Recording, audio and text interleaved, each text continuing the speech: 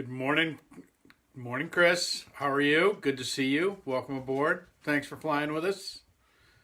Amy, good morning. Hello, hello.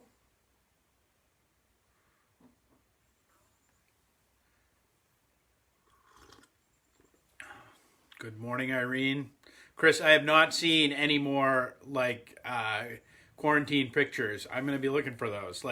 Seriously, I laughed all day over that thing. It was hilarious. It's like what I imagine. My question is when do we all get to start wearing leather? If this is the apocalypse, shouldn't that kick in at some point? I don't know.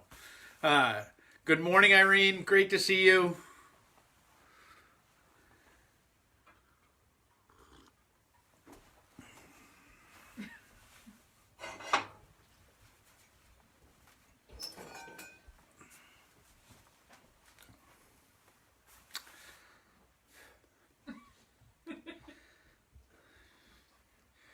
Good morning, Jamie. How are you?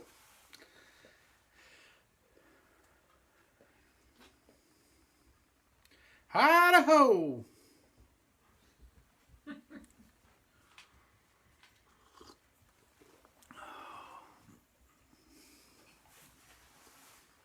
Good morning, Sharon. Welcome, welcome.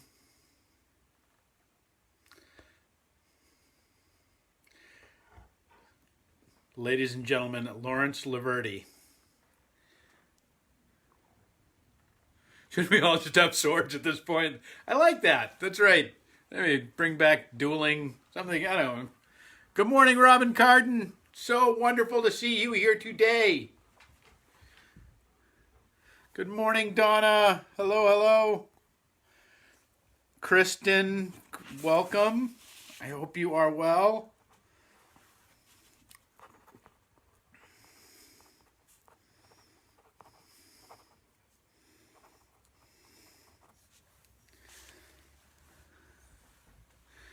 Good morning, Fannie Faye Davis. Hello, hello.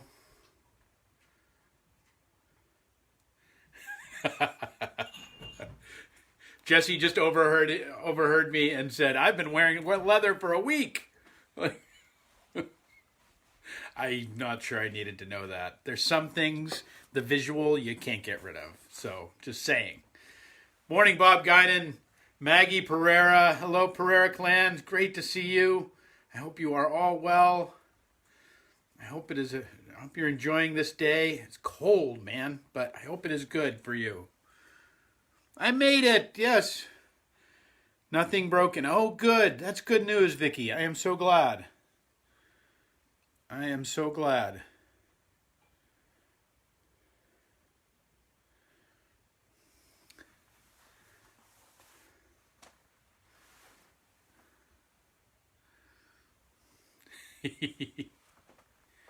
Good morning, everyone.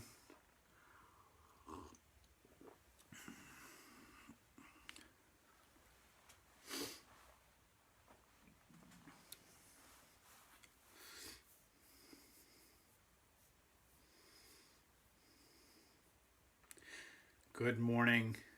See a few more people piling in and we will get going.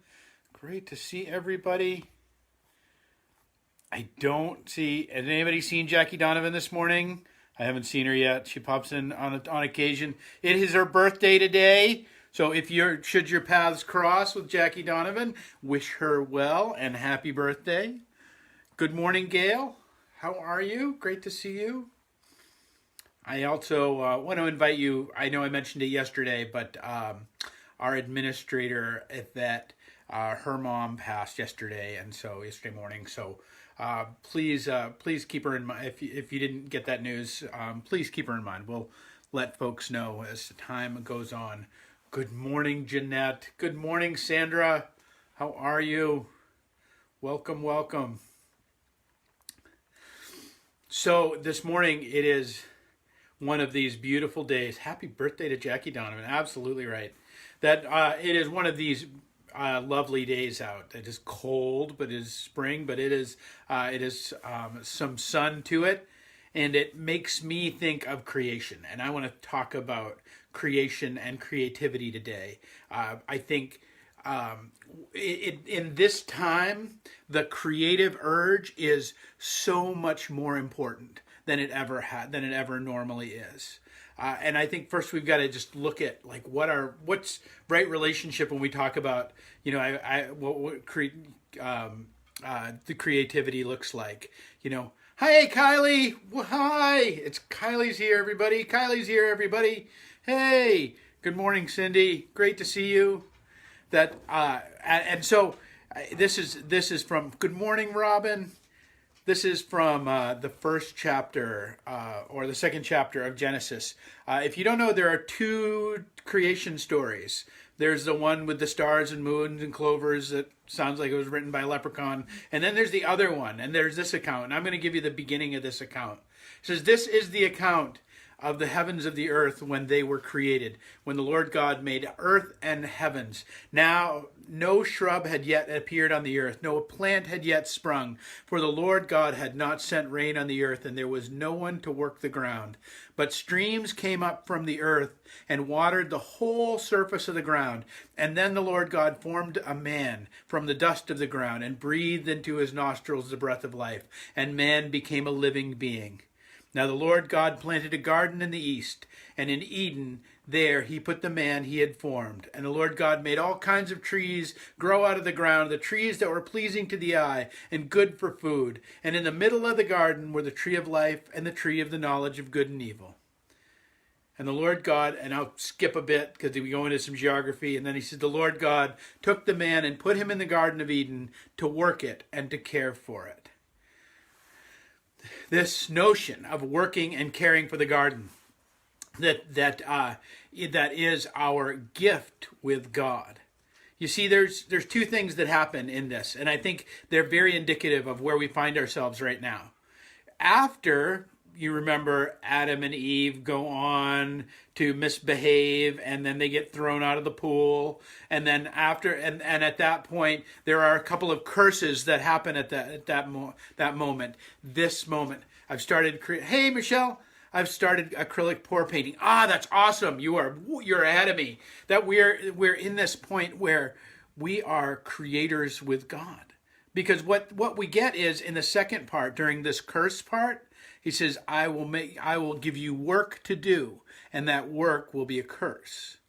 But before, he says, I will give you the water, I will give you the land to work and take care of it. But it's a different phrase, it's a different understanding. Chickens. Oh my gosh, chickens are fun. That there's these two different things. There is tending the garden, which is our divine mandate, and then there is doing the work. Our world has kind of been busted open a little bit right now, but these two things are still competing for our attention. The real thing that when we talk about tending the garden, these are the things that bring all of the beautiful things in our life. And it is so important, whether it is caring for friends, caring for family, being with people that we love, whether it is being in the generative art of things, like making something.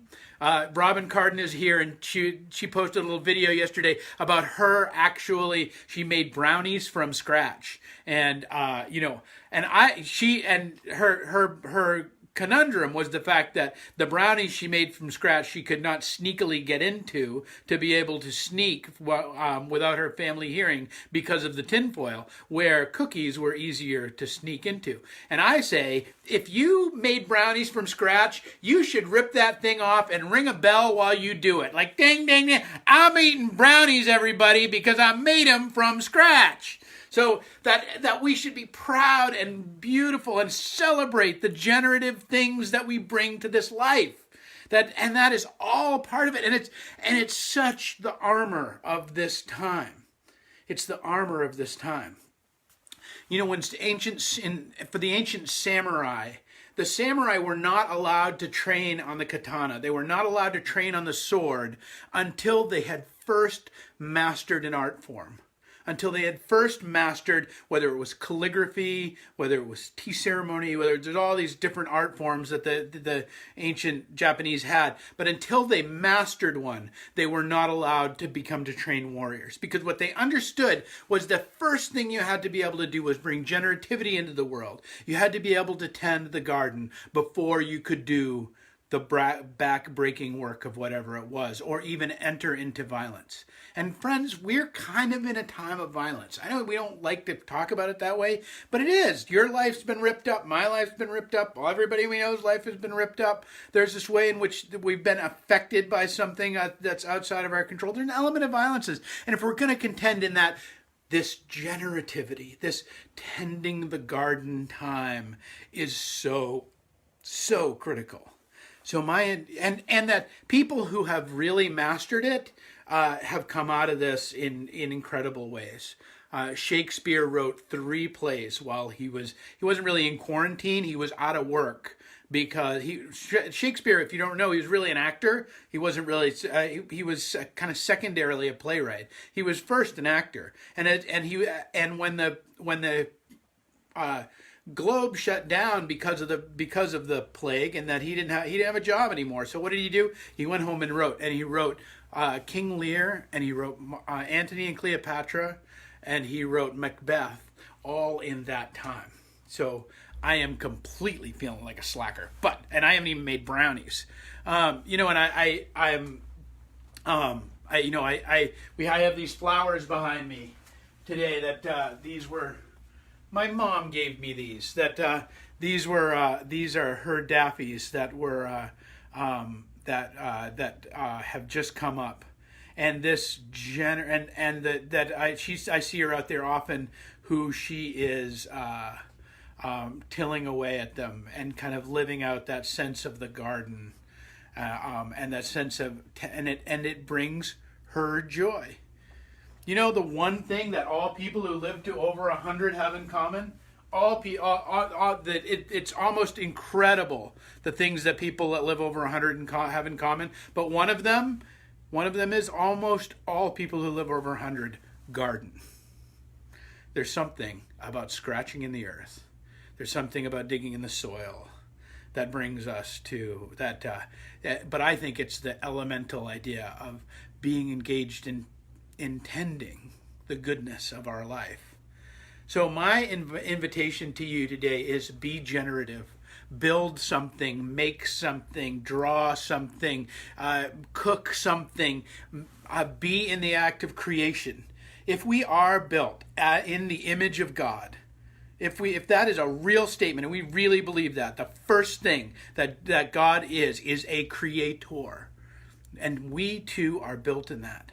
And that for when all the things are breaking down around us, or all the things that are challenging us, or all the things that are difficult to us, and all of those things, I love the garden, I love the daffodils. That's awesome. I love it, Pam.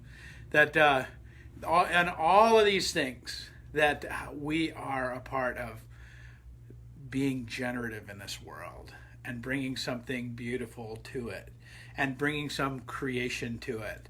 You know, I was giving Chris grief early when we started this because he had this great he had this just fantastic picture about what we all imagined the apocalypse was that he and his family had posted, and it was just fantastic. It caught me right at the right moment that day, and I laughed about it all day. It was just such a balm to my soul, and that whole thing, and like that be generative, be creative. Build something that you've never known. Tell it, go scratch in the soil if you've got some, whatever it is, that in this time, if we want to insulate ourselves from the damage of the violence around us, whatever that really looks like, the assault that's come to us, the way to do that is to not be a part of the curse of work. Now, you know, we all got stuff we got to do in order to make the,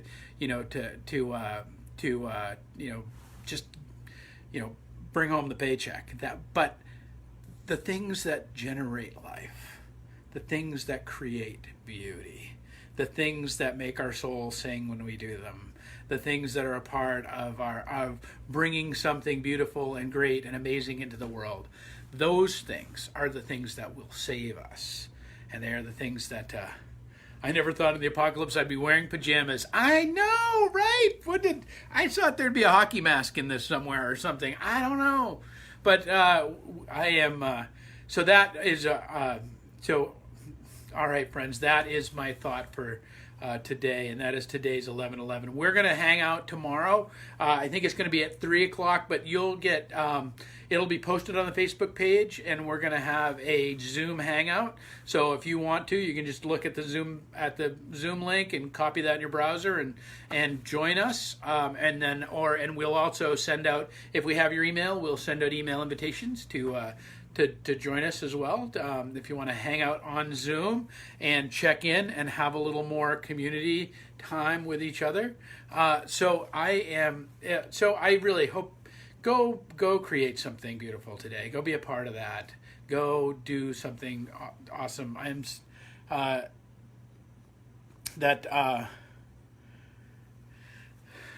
John is spending time working on necklaces. We're right there. I love it. Also, one of these days coming up, either tomorrow or the next day, we're going to just do a Q&A. So we're going to do we're going to see what you want to talk about, and we'll kick that around because I'm curious. So if you're regularly joining us, think about something that is that you want to talk about, that you're interested in, that you care about, and we'll jibber jabber about that because I don't always like being stuck on transmit over here. It is so great to see all of your faces. It is so great to be a part of this day with you, to share this small amount of time. It is a generative thing for me. It brings me life to spend this time with you. So go forward and tend the garden that God has given you this day. Let it bring life in whatever way and wherever way you find it. All right, friends, we'll talk soon.